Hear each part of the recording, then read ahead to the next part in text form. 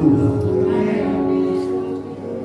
Dan karena kami tahu bahwa Tuhan akan bekerja dalam setiap pribadi kami. Bahkan ketika firman-Mu disampaikan, firman-Mu tidak akan kembali dengan sia-sia. Firman-Mu akan mengerjakan perkara-perkara ajaib dalam hidup. Firman-Mu akan menyembuhkan setiap hari. Kami tahu firman-Mu menjadi jawaban bagi kami. Terima kasih untuk firman-Mu. Firman yang menguatkan, firman yang meneburkan, firman yang membentuk setiap kami. Kalikan mata rohani kami, bukakan telinga rohani kami, hati pikiran kami taklukkan di bawah kuasa otoritas firman. Berfirmanlah, nyatakan kuasa-Mu, karena Kau ada di tempat ini. Roh Kudus, mari bekerja dengan kuasa. Dalam nama Tuhan Yesus, saya percaya, katakan amin. Haleluya. Silakan duduk Bapak Ibu Saudara. Puji Tuhan. Ya, kita menikmati hadirat Tuhan, kita menikmati kuasa Tuhan. Amin. Kita tidak memanggil Roh Kudus, ayo Roh Kudus hadir, tapi kita percaya Roh Kudus sudah hadir. Amin. Karena Roh Kudus ada di dalam setiap kita. Haleluya. Nah, bersyukur sekali kita bisa berada bersama-sama para pejabat di PBI untuk Korwil Sulawesi, untuk Luwu Raya, ya. Kita senang berfellowship sama-sama, kita bisa belajar satu dengan yang lain, kita bisa bertumbuh, juga jemaat-jemaat Tuhan yang hadir, amin. Nah, nama saya Hein Jacobstan. Hein itu anak laki-laki, C itu yang disayang. Jadi nama saya Hein Jacobstan. Hein itu anak laki-laki yang disayang. Ya. Kalau Kopstan itu kalau pendapat saya, ya, itu kalau main bola itu kalau bola tinggi dia apa? Di kop, ya, baru start. Ya, artinya apapun yang kita kerjakan kita harus tetap berdiri teguh. Tapi kalau dalam bahasa Belanda itu kaki di atas, kaki di bawah, kaki di atas, kepala di bawah. Ya, oke. Saya bagian teologi di salah satu tim teologi di BPD. Ya, Bapak Ibu pejabat sudah tahu, mungkin jemaat belum tahu. Ya, saya juga dosen STII Bali, ya, dan tim pengatua tim pengembala di Gereja Roh Makassar.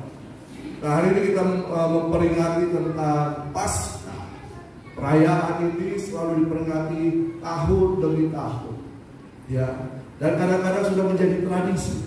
Betul, kita kehilangan makna dan kuasa. Karena kita percaya bahwa kuasa kebangkitan itu yang mengubah setiap pribadi yang ada. Amin.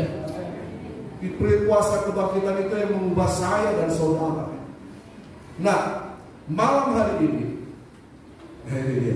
malam hari ini tema saya unik, saudara. Saya akan berbicara tentang musuh dalam selimut. Nah, bagaimana akan begini kala? Musuh dalam selimut. Saya ingat almarhum Om Yakob bilang, judulnya harus unik kalau berkhotbah. Betul kan, Amel? Betul kan? Jadi saya ambil tema musuh dalam selimut dalam memperingati Paskah pada hari ini. Nah, selimut itu merupakan satu analogi untuk sesuatu yang menyatukan atau tempat kita bernaung seperti rumah. Makanya film Panggil Aku Rumah. Rumah, tempat kediaman kita. Selimut itu sesuatu yang menyatukan, ini analogi. Nah, sedangkan musuh itu sering sebagai sesuatu yang membuat kita tidak nyaman, betul kan? Ada rasa tidak nyaman kalau kita punya musuh, betul? Betul? Ada di sini yang punya musuh bersuka cita? Hebat, saya punya musuh. Ada? Ada? Ada. Ada.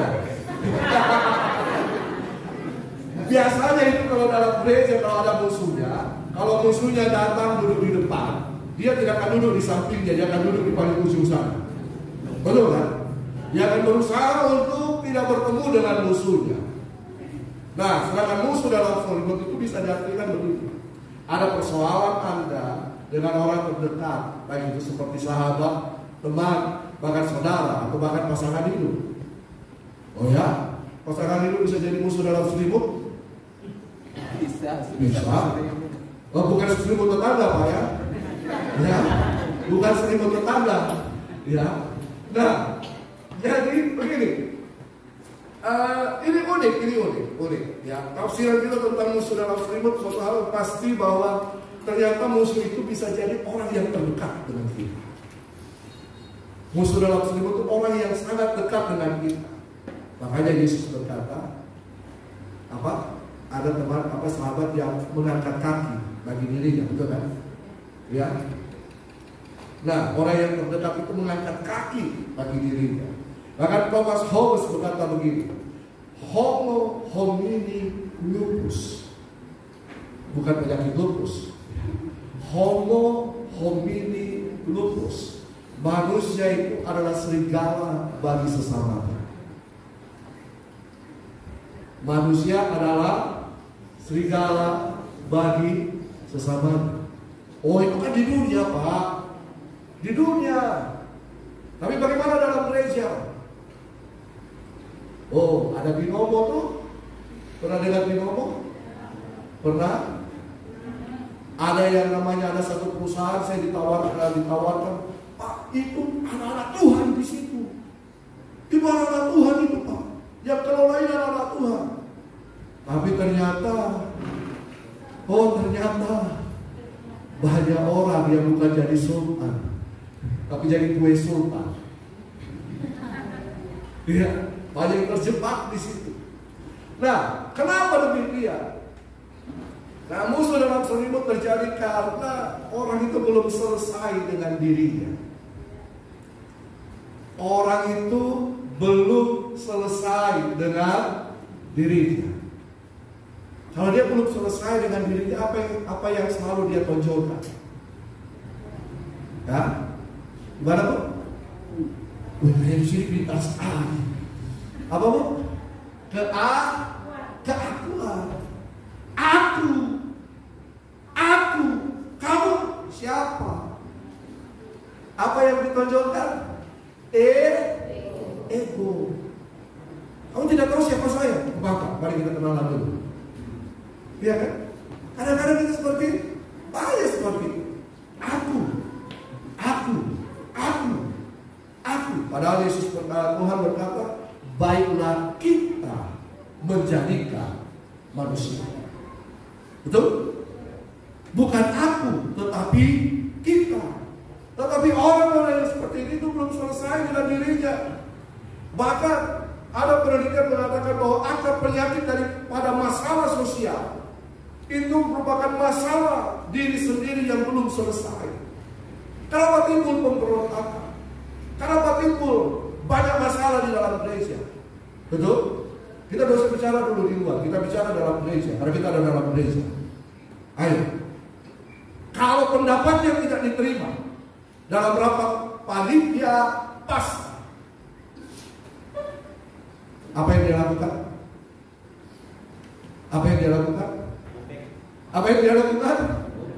Ngambek.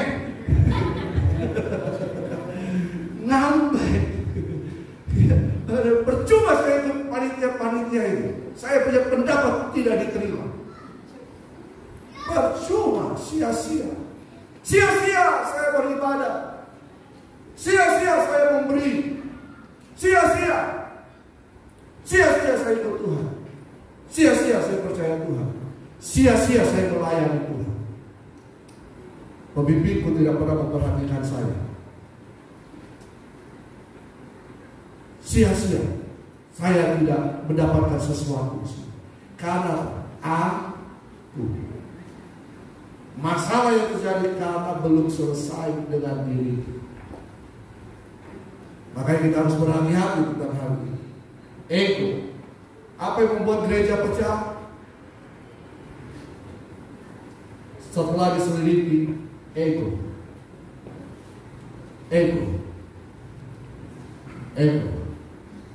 Aku. Nah, jadi untuk menjadi diri sendiri itu merupakan suatu hal yang sangat berat, karena dia harus berdamai dengan dirinya sendiri. Kita harus berdamai dengan diri kita. Saya bertumbuh, saya dulu kurus, krempeng, sebutlah begini, putih landaran, kurus, tinggi, langsing, dada rata, jerawatan batu lagi. Saya tumbuh dengan bulian seperti itu. Saya kecil-kecil kurus, makanya saya besar sekarang. Apakah ini balas dendam? Saya tidak tahu. Tapi saya percaya mertua saya sayang saya. Saya dipanggil kerempeng, kurus, gepeng, berpuluh-puluh tahun. Saya dipanggil seperti itu. Saya merasa minder. Saya tidak tahu potensi diri saya. Saya tidak tahu kemampuan saya. Karena saya minder. Saya sering memberontak. Saya banyak bergaul di luar. Pernah suatu kali orang tua saya kuncikan saya pintu, tidak bisa saya masuk. Saya pernah ditendang oleh papi saya dari kursi dan terlempar ke sana. Bayangkan Bapak Ibu. Nah, jadi hal-hal seperti itu. Oleh karena itu mari kita berdamai dengan diri kita, berdamai dengan Tuhan. Saya belum buka ayat nih. Tunggu sebentar tanggal main. Bahkan ketika kita sudah selesai dengan persoalan diri kita sendiri, kita bisa selesai dengan persoalan-persoalan yang ada. Amin. Ternyata yang bikin masalah di dalam gereja itu saya, bukan orang lain. Betul? Saya. Ada berani mengaku di sini saya? Ada? Ada? Yang membuat gereja terpecah saya. Loh. Tidak ada yang berani ngaku. Tidak ada. Ada?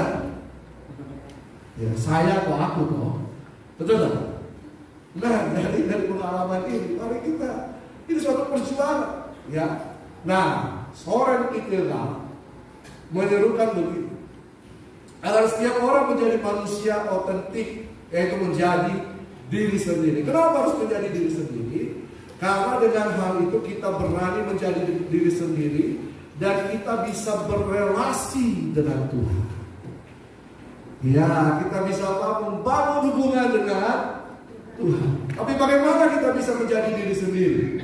Kita harus bertobat dari keakuan kita. Kita harus bertobat dari keegoisan kita. Kita harus bertobat dari saya yang lebih utama dibanding Anda. Kita harus bertobat dari membangun kepentingan diri kita sendiri, memuaskan kepentingan diri kita sendiri. Kita bertobat dan kita menyerahkan totalitas kehidupan kita sepenuhnya kepada Tuhan. Sehingga bukan lagi aku, tetapi Tuhan. Amin. Bukan lagi saya, tetapi Kristus. Biar saya menjadi kecil, tetapi Kristus semakin bertambah besar. Nah, yang menjadi pertanyaannya, dapatkah orang percaya menjadi musuh bagi Tuhan? Dapatkah? Dapatkah orang percaya menjadi musuh bagi Tuhan? Bapak Ibu, salib Kristus pada saya. Salib Kristus ini telah membawa kita berdamai dengan Allah Bapa. Betul? Berarti barang siapa yang percaya kepada Yesus Kristus Tuhan, percaya dan menerima Yesus Kristus Tuhan sebagai Tuhan dan Juru Selamat kita diampuni dosa-dosa kita didamaikan dengan Allah Bapa. Berarti hidup saya, hidup Bapak Ibu yang percaya kepada Yesus Kristus Tuhan, yang menerima Yesus Kristus Tuhan sebagai Tuhan dan Juru Selamat, telah berdamai dengan Allah Bapa. Betul? Melalui apa? Karya salib Kristus. Salib Kristus merupakan jalan jembatan bagi kita untuk bisa kembali berhubungan dengan Allah Bapa. Hubungan itu terpisah dengan Kejadian 3 karena dosa, karena pemberontakan. Makanya Kejadian 3 ayat 15 memberikan jalan bagi kita, merupakan proto-evangelium, penginjilan yang pertama. Injil pertama diberitakan bahwa keturunan ini akan menginjak kepala ular itu berbicara tentang Kristus yang akan mengalahkan kuasa kegelapan iblis itu. Pemberitaan pertama tentang Injil itu ada dalam Kejadian 3 ayat 15. Tapi manusia tetap berdosa di hadapan Tuhan. Makanya Filipi 3 ayat 17 sampai 21 berkata begini. Nah ini saya baru masuk. Ya, udah wajib panjang sekali tuh. Waktu itu karena saya dosen Bapak Ibu, saya bisa berdiri 2,5 jam untuk mengajar. Filipi 3 ayat 17 sampai 21. Mari kita baca bersama-sama. Filipi 3 ayat 17 sampai 21. 1, 2, 3. Saudara-saudara, ikutilah teladanku dan perhatikanlah mereka yang hidup sama seperti kami yang menjadi teladanku. Karena seperti yang telah kerap kali kukatakan kepadamu dan yang kunyatakan pula sekarang sambil menangis, banyak orang yang hidup sebagai seteru salib Kristus. Kesudahan mereka ialah kebinasaan. Tuhan mereka ialah perut mereka. Kemuliaan mereka ialah aib mereka. Pikiran mereka semata-mata tertuju kepada perkara duniawi. Karena keluarga kita adalah di dalam surga. Dan dari situ juga kita menantikan Tuhan Yesus Kristus sebagai juru selamat yang akan mengubah tubuh kita yang hina ini sehingga serupa dengan tubuhnya yang mulia menurut kuasanya yang dapat menaklukkan segala sesuatu kepada dirinya. Ini tulisan Paulus kepada jemaat di Filipi. Dia mengatakan, sekarang ini apa yang telah kutuliskan dengan sambil menangis. Berarti kalau dia menuliskan sesuatu dan memberikan nasihat, kalau seseorang memberikan nasihat kepada orang sambil menangis, berarti orang itu sangat care, betul kan? Sangat perhatian. Oh, orang ini sangat penting. Paulus menuliskan kepada jemaat di Filipi sambil mencucurkan air mata dan dia berkata, banyak orang yang hidup sebagai seteru salib Kristus. Siapa orang-orang ini? Kepada siapa surat ini ditujukan? Kepada jemaat di Filipi. Paulus mengatakan banyak orang yang hidup menjadi seteru salib Kristus. Apa itu seteru, saudara?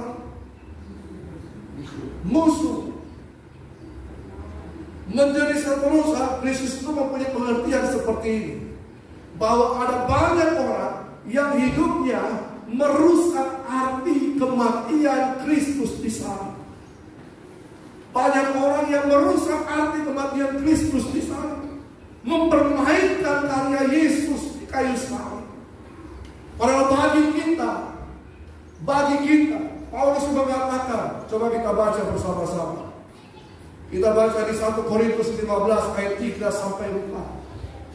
1 Korintus 15 ayat 3 sampai 4. Sebab yang sangat penting, apa yang Paulus katakan? Yang sangat penting telah kusampaikan kepadamu, yaitu apa yang telah kuterima sendiri ialah bahwa Kristus telah mati karena dosa-dosa kita sesuai dengan kitab suci, bahwa nubuatan-nubuatan tentang Kristus telah digenapi. Maka dikatakan situ bahwa ia telah dikuburkan dan bahwa ia telah dibangkitkan pada hari yang ketiga sesuai dengan kitab suci. Dan ketika kita membaca seterusnya, maka dikatakan Paulus mengatakan begini, jika Kristus tidak dibangkitkan, maka sia-sialah kepercayaan kita. Amin. Menjadi seteru dengan Kristus berarti kita mempermainkan karya salib Kristus. Menjadi seteru dengan Kristus juga mempunyai pengertian seperti ini. Hidup mereka itu bertolak belakang dengan apa yang Kristus perbuat melalui kayu salib. Menjadi seteru itu berarti hidupnya bertolak belakang dengan apa yang dilakukan oleh Yesus di kayu salib. Berarti kayu salib tidak ada artinya. Kayu salib itu adalah hal yang biasa bagi dia. Bahkan dia meninggalkan kayu salib itu. Dia meninggalkan dan menjauhi kayu salib, karya Yesus, dan hidup bertolak belakang dengan apa yang dilakukan oleh Yesus. Menjadi seperti Kristus juga mempunyai pengertian seperti ini. Mereka bertolak belakang, hidup mereka ini bertolak belakang dengan harga penebusan yang sudah dibayar Kristus di kayu salib. Harga penebusan. Petrus mengatakan bahwa kita telah dibayar bukan dengan apa? Dengan materi, uang, tetapi dengan harga yang sangat mahal. Kita sering menyatakan, ku telah mati dan tinggalkan cara hidupku yang lama. Betul kan? Betul? Tapi apakah kita sudah meninggalkan cara hidup kita yang lama? Apakah itu hanya sekedar nyanyian? Kelakuan kita masih mengikuti cara hidup kita yang lama. Suka gosip kah? Apalagi? Suka ceritakan orang kah? Suka menjelek-jelekan Bapak Gembala kah? Suka menjatuhkan orang lain kah? Hal-hal yang selalu bertolak belakang dengan apa yang Yesus lakukan. Ya, menjadi seteru Kristus, salib Kristus, menjadi musuh Kristus. Saudara, kalau bisa kita menjadi musuh bagi orang yang kuat, yang lebih kuat dari kita, bahaya kan? Bahaya kan? Bapak-bapak pejabat, kalau bapak-bapak pejabat menjadi musuh bagi ketua BPD, gimana? Nah itu buktinya. Tapi banyak orang yang memusuhi Tuhan. Betul? Menjadi seteru bagi Tuhan. Ya manusia sih oke, tapi ini Tuhan. Tuhan pencipta langit dan bumi. Dia menciptakan kita. Bumi itu bagaikan debu di tangan. Ya kan dia menangkap air laut. Betul kan? Di tangannya. Kalau kita macam-macam, dia tinggal ambil kita. Dia angkat colo di sini.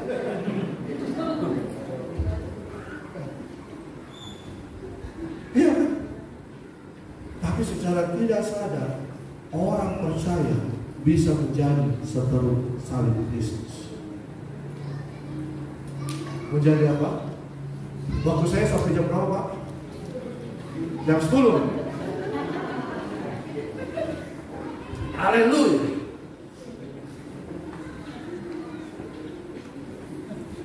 Filipi 3 ayat 16 berkata kembali, karena seperti yang telah kerap kali kukatakan. Berarti bukan cuma satu kali. Paulus menuliskan apa? Kerap kali kukatakan. Ya, nasihat ini seringkali apa? Disampaikan. Ayo, berapa banyak dari mimbar yang memberitakan tentang berita pertobatan? Atau mana lebih banyak berita berkat daripada berita pertobatan? Bapak-bapak pendeta, ya, berapa banyak saudara memberitakan tentang salib Kristus daripada berita tentang kalau kamu menabur, kamu pasti menuai, beri maka kau akan diberi. Tidak salah, tetapi seringkali kita bisa melupakan esensi dasar daripada kekristenan. Kita ada karena salib Kristus. Amin. Coba katakan kiri kanan bapak-bapak pendeta, ibu pendeta, ingat, kita ada karena salib Kristus. Jangan cuma pendeta, jemaat juga. Ya, jemaat juga. Kamu masih hidup karena salib Kristus. Ingat, ini nafas kita ini nafas dipinjamkan oleh Tuhan, betul? Kita dihembuskan, kita diciptakan dari debu tanah, oleh Tuhan menghembuskan nafas hidup. Bisakah dia mengambil kembali? Bisa. Bisa. Makanya kalau macam-macam Tuhan bisa angkat colok orang. Ya. colo tadi deh.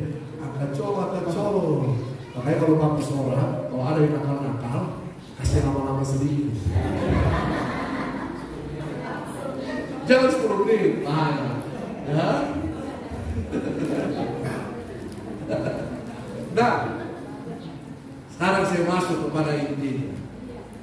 Bagaimana kita menjadi seterus salib Kristus? Biasanya intinya ini bisa 1 jam, Bapak Ibu. Ya, bagaimana kita menjadi seterus salib Kristus? Filipi 3 ini Paulus langsung menjawab. Filipi 3 ayat 19. Filipi 3 ayat 19 berkata begini. Kesudahan mereka ialah karena kita menjadi seterus salib Kristus, kesudahan kita apa? Kesudahan kita apa? Saya tidak menakut-nakuti Bapak Ibu Saudara, tapi Alkitab yang menyatakan, betul? Kesudahan kita kebinasaan. Tuhan mereka, perut mereka. Nah, padahal kita berkata Tuhan kita ada di mana? Di sorga, ada di dalam hati. Betul? Tapi banyak yang menjadi Tuhan mereka ialah perut mereka. Maaf Bapak Ibu, jangan lihat perut saya ya. Kemuliaan mereka ialah aib mereka. Pikiran mereka semata-mata tertuju kepada perkara duniawi. Jadi minimal ada 3 hal yang kita bisa menjadi seterus salib Kristus. Perut kita, ya, aib kita, apa lagi? Pikiran kita. Oke, satu-satu kita bahas ya. Tuhan mereka ialah perut mereka. Tuhan mereka ialah perut mereka. Perut itu selalu berbicara. Makanan, RW, apa lagi? Babi kecap, kurang, kurang jangan Bapak Pendeta. Apa lagi? Pokoknya semua yang menyenangkan daging kita. Apa menyenangkan daging kita? Oke, coba kita cek baik-baik. Kita bekerja untuk apa?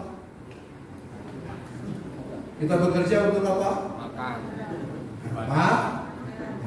Oke, kerja ya. Kita melayani untuk apa? Makan.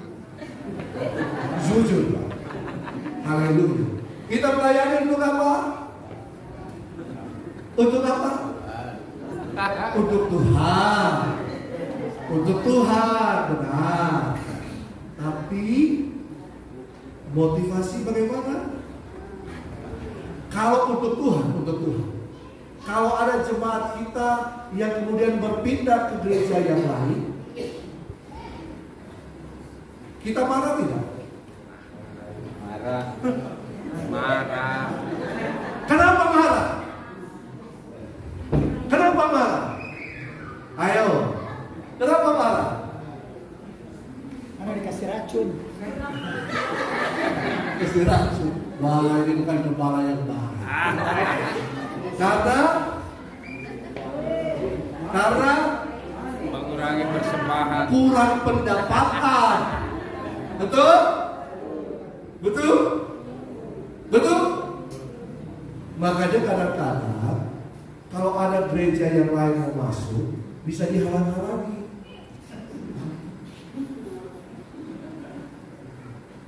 Oke. Kenapa kita selalu berkhotbah tentang berkat? Apakah kita tidak percaya Tuhan memberkati kita? Percaya nggak? Pendeta Pantekosta hidup oleh iman. Betul kan? Siapa yang gaji kita? Siapa yang gaji kita? Ayo, Bapak Ibu pendeta GBI, Ketua BPD yang gaji kita? Hah? Siapa Tuhan kita? siapa Tuhan kita? Ya belum tanya, siapa Tuhan kita? Loh, kok bingung? Siapa Tuhan kita? Siapa lawan daripada Tuhan kita? Ada. Hah? Apa? Mamon.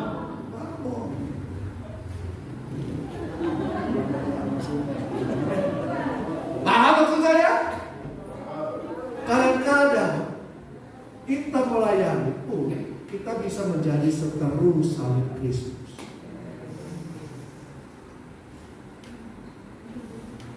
Tidak salah bangun gereja besar, tidak salah punya banyak jemaat, tapi motivasinya untuk apa?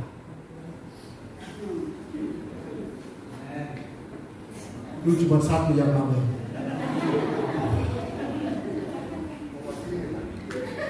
Nah, mohon maaf, hal ini harus saya sampaikan supaya kita mengoreksi kehidupan kita. Kita tidak sempurna, saya juga tidak sempurna. Betul?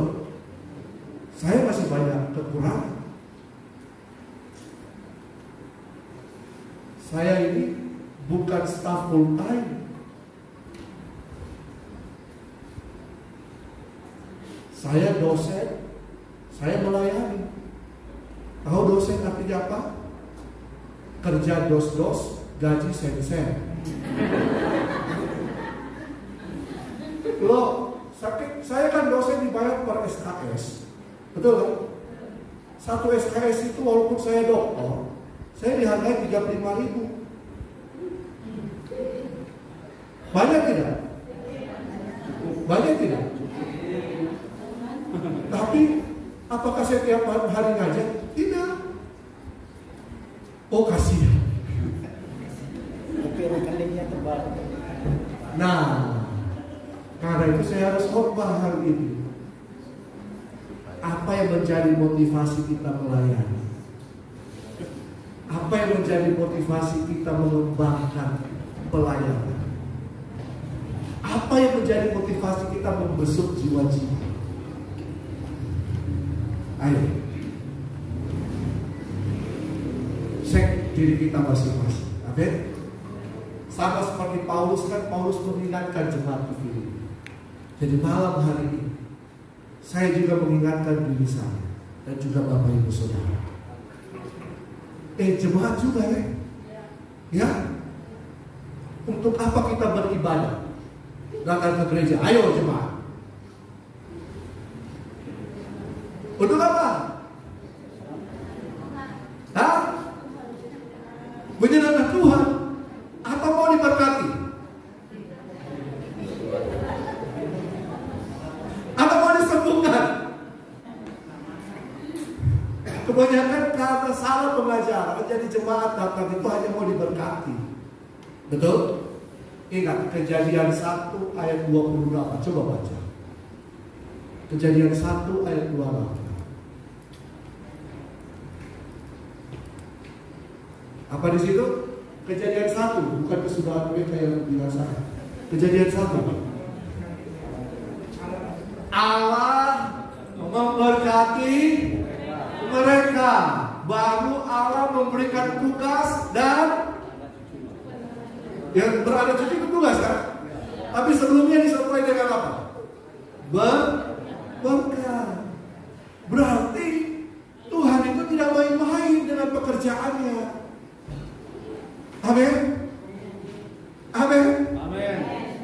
Makanya kita juga jangan main-main dengan pekerjaannya. Satu orang yang amin. Mari Bapak Ibu.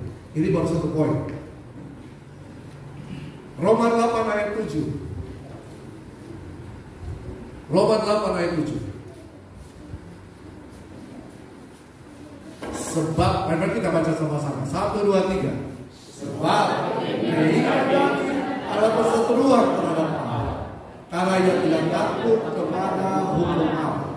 Hal ini memang tidak mungkin. Keinginan daging perseteruan dengan Allah. Apa yang menjadi musuh Tuhan? Keinginan daging, keinginan mata, gangguan hidup. Apakah pelayanan hanya mencari untuk memuaskan keinginan kita? Keinginan mata kita? Kalau lihat teman pendeta pakai mobil baru, maka kita juga mau pakai mobil baru dengan cara khotbah berkat kepada jemaat.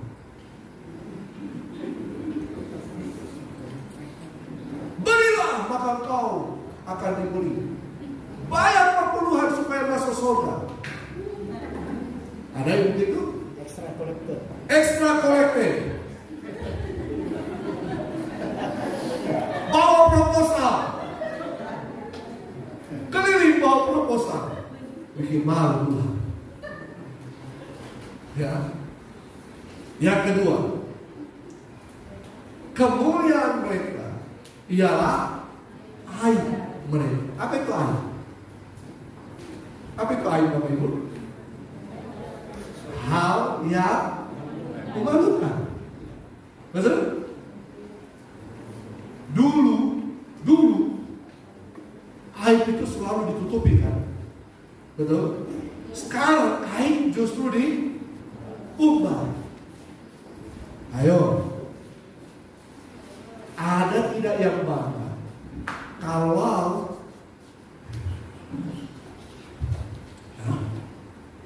saya harus hati-hati karena ini. Ada yang bilang, memang itu pendeta itu, pusat puluh dia. Pusat puluh dia itu di depan orang, pusat puluh dia.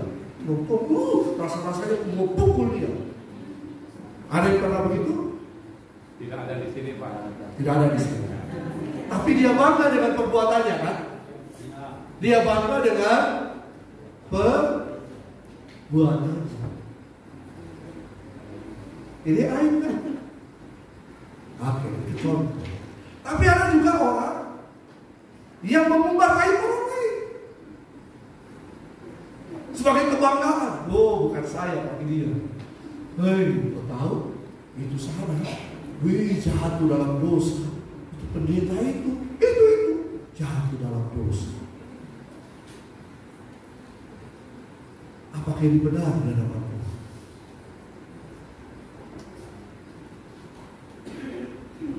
Atau begini Bapak Ibu, biasa antar kol. Tuhan Bang, apa yang ingin saya doakan? Pak pendeta saya sudah mencuri. Oh, oke. Saya mau bertobat. Tobat ya, tepang tangan. Tuhan Yesus, tolong anak ini, dia sudah mencuri. Terdengar kiri kanan? Terdengar? Doa pengumuman. Saudara tahu yang lain lagi pengumuman berangkat. Dia doa pelan-pelan. Tuhan Yesus tolong anak ini, dia mencuri. Habis itu sudah. Itu tadi yang saya doakan. Mencuri.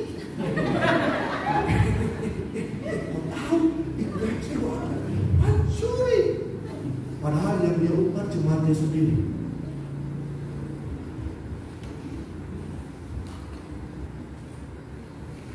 Halo.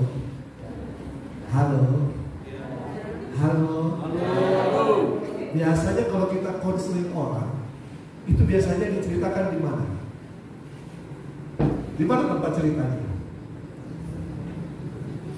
Ayo Bapak Ibu. Di mana? Diminta.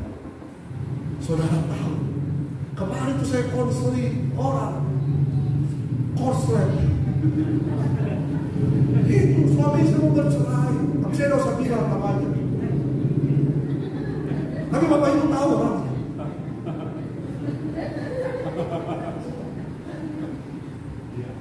Mimbar ini dipakai untuk memberitakan kebenaran, bukan menjual kebenaran. Amin.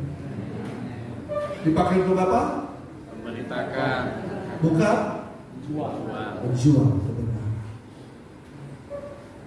Iya, kebenaran itu bisa jadi produk jualan kita. Tuh. kuasa yang Tuhan kasih itu bisa jadi produk jualan.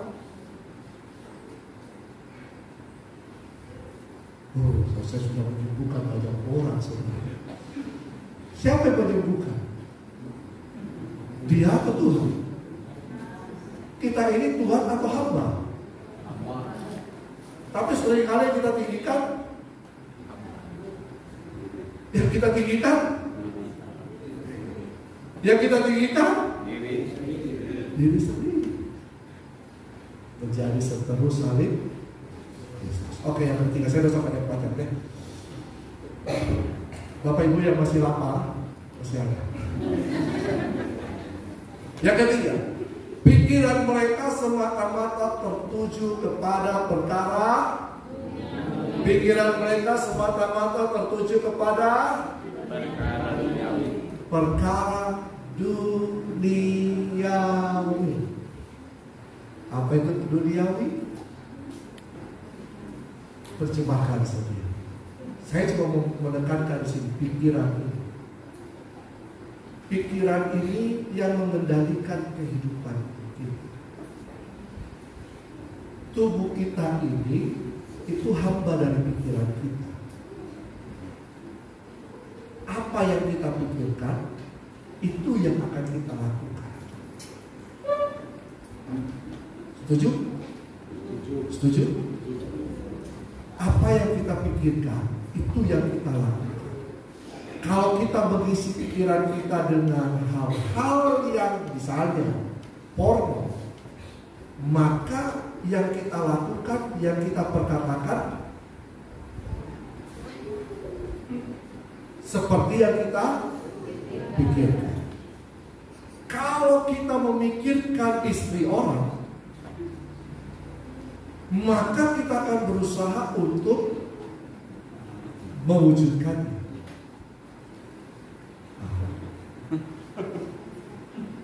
Kalau pikiran kita hanya ingin menjadi hamba Tuhan yang kaya, coba kau pikirkan, coba kau renungkan apa yang kita beritakan. Betul?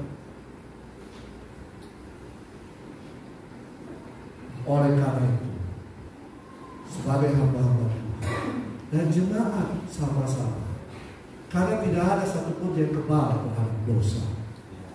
Mau jemaat, mau pelayan Tuhan, mau pendeta, tidak ada yang kebal terhadap dosa.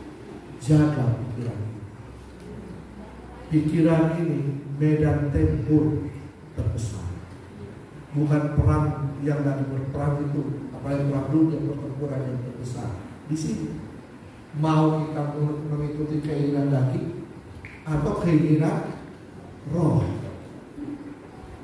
perintah manusia atau perintah Allah, kehendak kita atau kehendak Kristus. Ini di sini pikiran. Oleh karena itu, saya memang agak nakal sedikit sebagai dosen. Sewaktu saya terima mahasiswa baru, saya ngajar mereka. Saya langsung suruh mereka baca tiap hari itu 5 pasal. 5 pasal. Betul? Betul? Betul sih? Habis itu bikin apa? Rangkuman. Setelah itu mereka setelah selesai satu Alkitab itu, terus saya suruh bikin apa lagi? 1 pasal bikin renungan. Kenapa? Karena yang masuk di dalam sekolah Alkitab itu rata-rata tidak pernah baca Alkitab.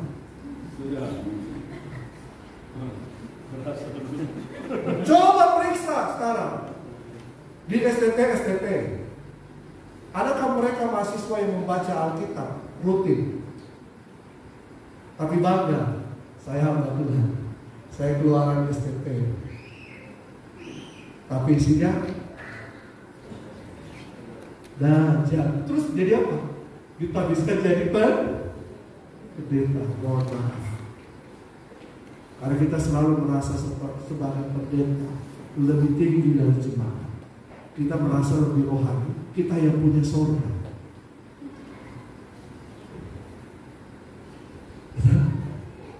Kita yang punya surga. Loh, alim ulama kan begitu toh.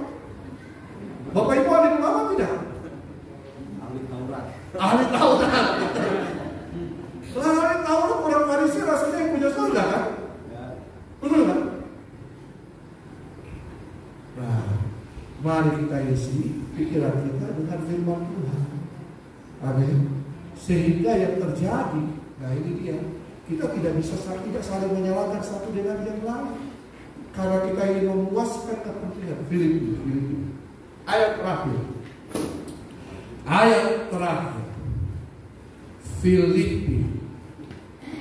Filipi pasal yang kedua.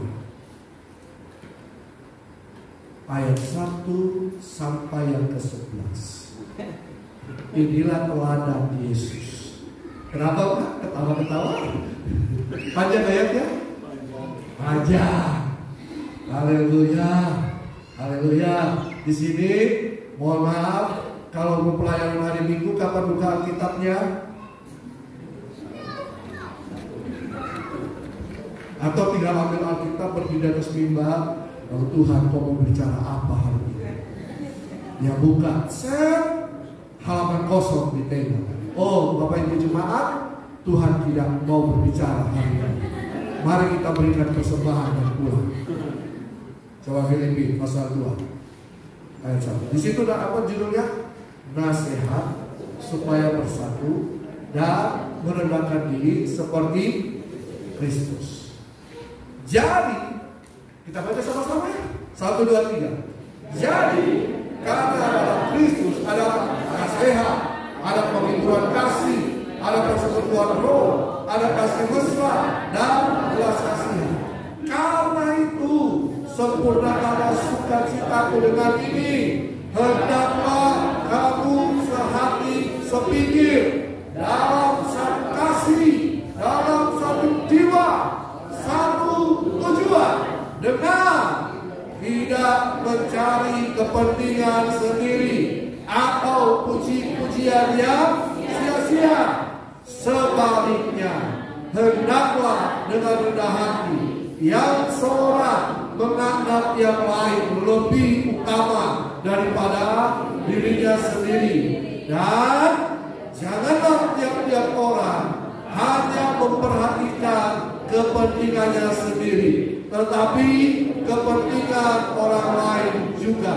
Hendaklah kamu dalam hidupmu bersama menaruh pikiran dan perasaan yang terdapat juga dalam Kristus Yesus, yang walaupun dalam rupa Allah tidak menganggap kesetaraan dengan Allah itu sebagai milik yang harus dipertahankan, melainkan telah mengosongkan dirinya sendiri dan mengambil rupa seorang hamba dan menjadi sama dengan manusia. Dan dalam keadaan sebagai manusia, ia telah merendahkan dirinya dan taat sampai mati, bahkan sampai mati di kayu salib. Itulah sebabnya Allah sangat meninggikan dia dan mengaruniakan kepadanya nama di atas segala nama, supaya dalam nama Yesus bertekuk lutut segala yang ada di langit dan yang ada di atas bumi dan yang ada di bawah bumi, dan segala lidah mengaku Yesus Kristus adalah Tuhan bagi kemuliaan Allah Bapa. Amin. Ini nasihat untuk kita semua. Kita tutup dengan ini. Filipi 3 ayat 20-21. Karena kewargaan kita ada di mana?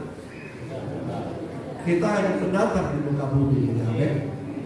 Untuk apa kita ada di muka bumi? Untuk apa kita diselamatkan? Untuk apa kita melayani? Semua hanya untuk kemuliaan Sang Raja kita. Amin. Dan dari situ juga kita menantikan Tuhan Yesus Kristus sebagai juru selamat. Nah, ini yang dikatakan keselamatan itu sudah tapi belum. Sudah tapi belum. Siapa di sini yang sudah diselamatkan? Amin. Siapa yang sudah menerima full keselamatan itu? Kapan keselamatan itu kita terima full? Ketika Yesus datang kedua kali bersama para kudusnya di awan-awan dan berkata,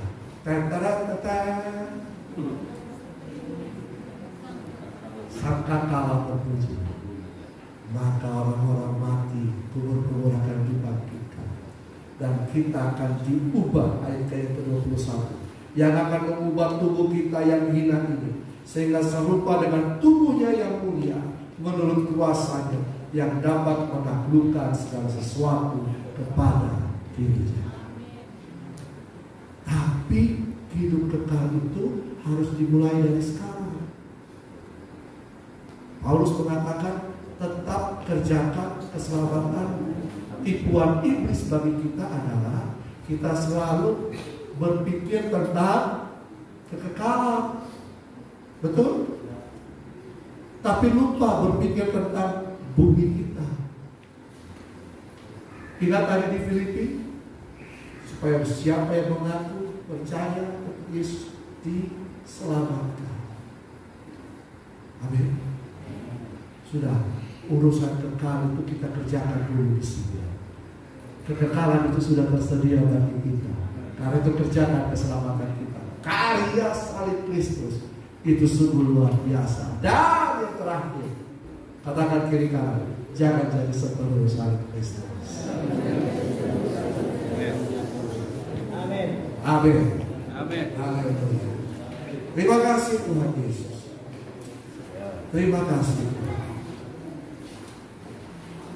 Yang kebenaran ini terus mengingatkan kami bahwa kami jangan menjadi seteru salib Kristus. Semua yang ada itu adalah milik Tuhan. Kami hanya dipercayakan untuk mengelola.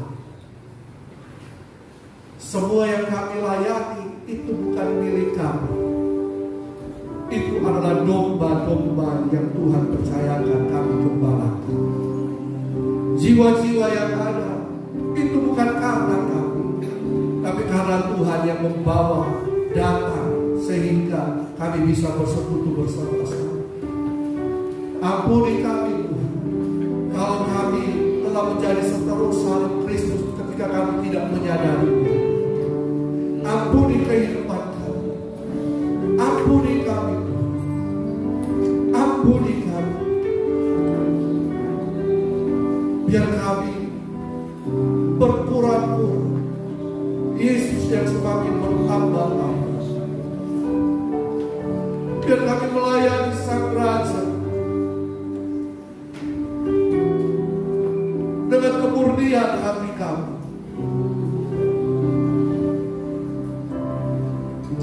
Biar kami melayani seperti Engkau melayani.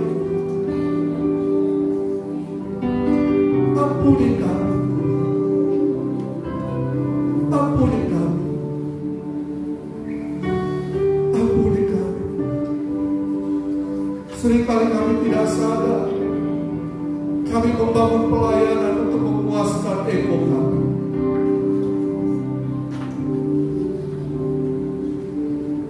Seringkali kami juga tidak sadar kami menjadi alat iblis untuk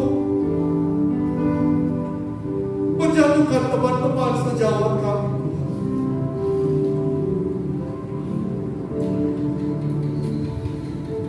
Ampuni kami. Ampuni kami Tuhan. Ampuni kami.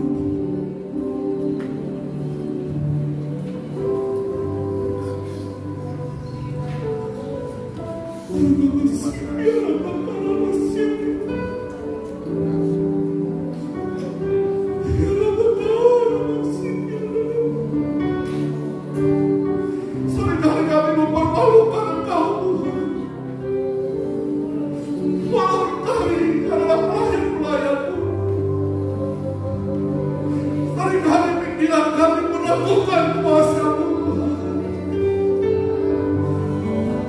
Seringkali pikiran kami meragukan pemeliharaan-Mu, Tuhan. Ampuni kami. Ampuni kami.